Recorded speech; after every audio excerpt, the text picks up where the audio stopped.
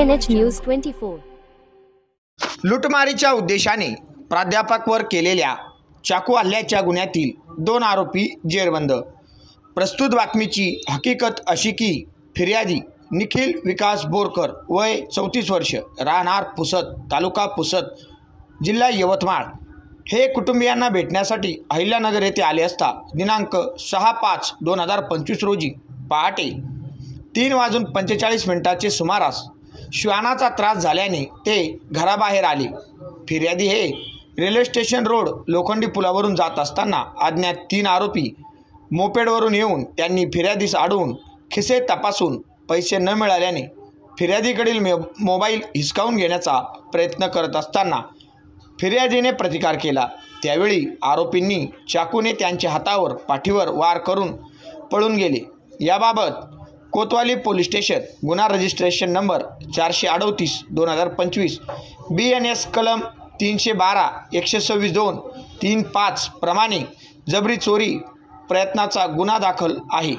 दिनांक 3/5/2025 रोजी पथक कोतवाली पोलीस स्टेशन हद्दीमध्ये गोपनीय माहिती व तांत्रिक विश्लेषणाच्या आधारे गुन्ह्याचा तपास करत असताना सदरचा गुन्हा प्रवीण राजू चांदणे, राहणार सिद्धार्थनगर, अहिल्यानगर याने त्याचे 2 साथीदारांसह केले असून ते सध्या सिद्धार्थनगर येथे असल्याची माहिती प्राप्त झाली।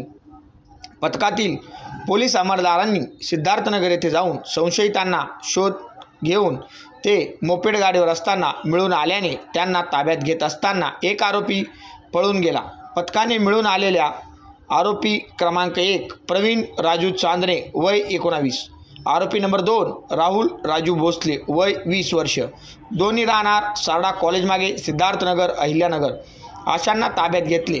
ताब्यातील आरोपींकडे पळून गेलेल्या साथीदाराचे नाव विचारले असता त्यांनी आरोपीचे नाव गणेश विजय लोमटे, राहणार प्रेमदान हडको, अहिल्यानगर फरार असे असल्याचे सांगितले।